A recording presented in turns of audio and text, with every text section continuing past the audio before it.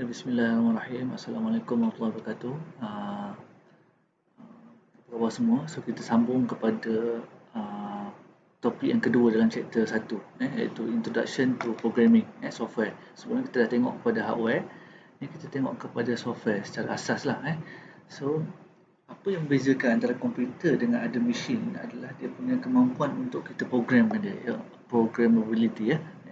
So software ni, komputer software ni, dalam general term dia adalah kita describe dia sebagai collection of computer program that can be loaded into main memory dan juga kita untuk execute lah dalam CPU of the computer lah. So system software ni is essential part of the computer lah. So ada dua iaitu dalam komputer ni dia ada kita boleh kategorikan kepada dua bahagian lah, iaitu OS dan juga application software. OS ni yang main dia, application software ni kita letakkan on top of OS tu. So contoh OS ni macam Mac, Linux punya OS, Windows so, kena ada tu dulu. Kalau tak ada tu, kalau untuk komputer ni kalau tak ada operating system dia, OS ni, kita tak boleh install application lain yang kita nak guna, contoh Word ke, browsers ke, compiler software, PowerPoint, Microsoft Word, video player, semua benda tu tak boleh install. Kita tak boleh letak dalam komputer. Komputer tak boleh buat pun benda tu sebab tak boleh masukkan, sebab tak ada OS. So OS ni macam main dia lah. Ataupun secara alternatifnya kita boleh divide juga kepada system software dan application software. So system software ni sebenarnya OS lah, nama lain lah. Okay. So maknanya user untuk interact dengan komputer hardware ni, dia akan melalui dua peringkat, application software dan juga operating system. Sebab apa? Contoh untuk awak punya komputer awak, laptop awak, dalam komputer hardware tu sebenarnya awak install OS awak kan. So OS ni dia tak boleh buat kerja yang direct untuk berinteraksi dengan dengan user lagi. Awak still kena install application lain untuk interact dengan user lah. Okay. So ni contoh dia punya, orang kata map dia lah. So ada software system. So the software system ni awak ada system software iaitu OS dan juga application software. So first kena ada system software lah iaitu OS, dan barulah awak boleh install awak punya application software lah. So then kita ada programming software. So programming software ni lah yang kita nak belajar lah, iaitu dia ada tiga jenis lah, iaitu compiler, assembler dan juga interpreter. Ada tiga lah. Tapi yang kita nak fokuskan kat sini adalah compiler lah, yang dia akan compile awak punya C++ programming awak yang awak tulis sendiri, dan dia tukar kepada .exe file. Okay. So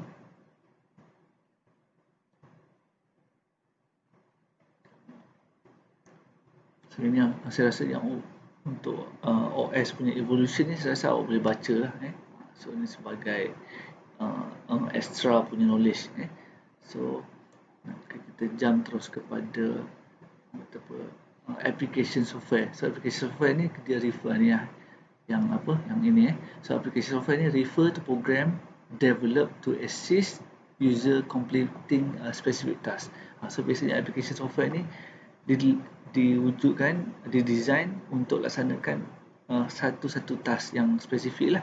Sebagai contoh, kalau tengok Microsoft Word, so digunakan untuk awak typing software kan, ataupun Adobe Acrobat untuk baca PDF, untuk komen PDF. So yang itu yang untuk Adobe Acrobat lah. So, dan lagi awak ada contoh Paint punya application. So Paint application tu hanya untuk lukis kan. So dia untuk laksanakan spesifik lah. Macam contoh dalam ni dia kata web browser, sebagai contoh Internet Explorer. So digunakan untuk access website on the internet. So manakala untuk programming software kita ada compiler, assembler dan interpreter.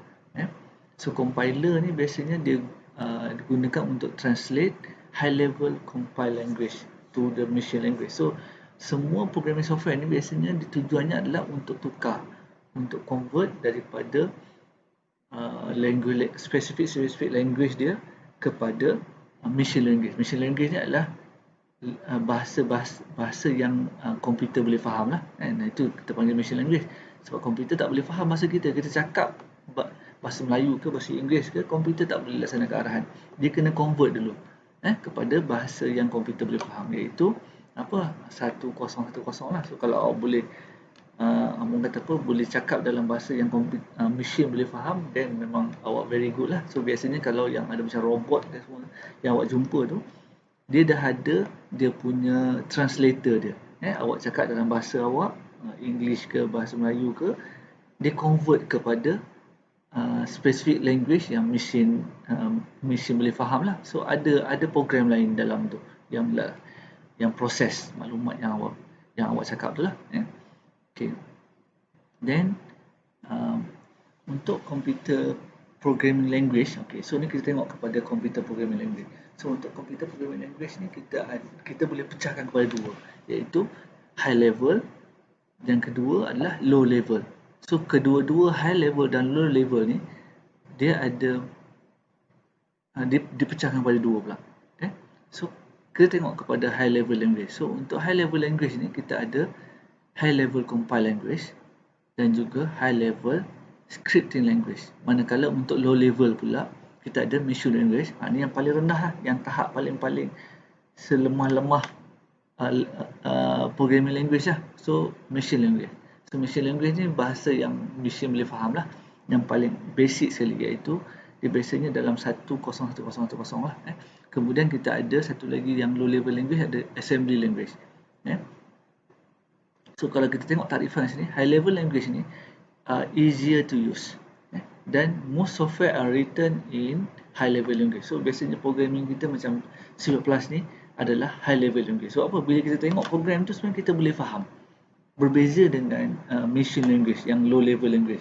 Low level language ni kalau awak tengok memang awak susah nak faham. Awak kena decodekan balik, awak kena susun balik, awak kena kena define balik dia punya maksud untuk setiap line tu. So high level language is more portable and easier to use. Itu beza antara high level dan low level lah, berbanding dengan low level. Okay, so kita tengok yang low level. Yang low level ni kalau tengok machine language, so machine language dalam low level language is the lowest level of language. It's called machine code. It contain instruction and data directly executed by the CPU. So CPU boleh faham machine language.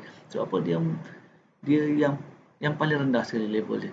So each instruction contain 0 and 1. So dia main 0 dan 1 je. So kalau macam tengok cerita matrik nombor 1010 1000 tu, itu memang dia punya machine language lah, yang paling basic sekali.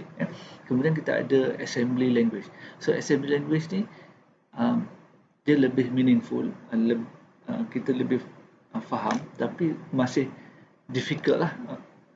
Is high level than machine language. So dia lebih atas lagi lah level dia daripada machine language. Use more meaningful language than machine code. So dia lebih clear lah berbanding dengan machine code. Kemudian kalau kita tengok kepada high level language pula, kita ada dua, iaitu high level compile language, yang kedua high level scripting language. So high level compile language is readable English-like language. So easier to read and write and can be understand by normal user. So contohnya C++ program. So ni kita panggil dia compiler language lah. Manakala yang satu lagi kita ada high level scripting language. Scripting language can also be called interpreted language. Contohnya MATLAB, Mathematica. So the code dia lebih kurang dengan compiler language, C++, tetapi dia dah modify sikit. So sikit susah lah. So kalau kita tengok kat sini, level dia adalah yang paling rendah sekali adalah machine language, yang kedua assembly language, kemudian kita ada high level scripting language, dan paling atas sekali adalah high level compile language, yang paling kita mudah nak faham. That's why they mention is high level compile language ni adalah readable English-like language. So that's why yang awak tulis beberapa programming ni sebenarnya awak boleh baca, awak boleh faham, awak sepatutnya awak tahu macam mana flow dia. Okay, so tu dalam computer programming. So kita habis yang part introduction to programming lah. So awak dah tahu secara asas dia punya orang kata apa, bahasa, orang kata apa, programming language, bahasa-bahasa programming. So kita ada 4 lah, iaitu apa ni, iaitu dia punya yang paling rendah sekali adalah machine language, yang paling basic sekali, yang machine boleh faham tapi manusia tak boleh faham, susah. Kita sukar nak faham lah. Yang kedua pula adalah assembly language, ini dalam low level language lah. Then kemudian kita ada high level scripting language dalam high level language. Kemudian yang paling atas sekali adalah high level compile language. So ada 4. So okay, so itu saja untuk yang apa ni, introduction to programming ni.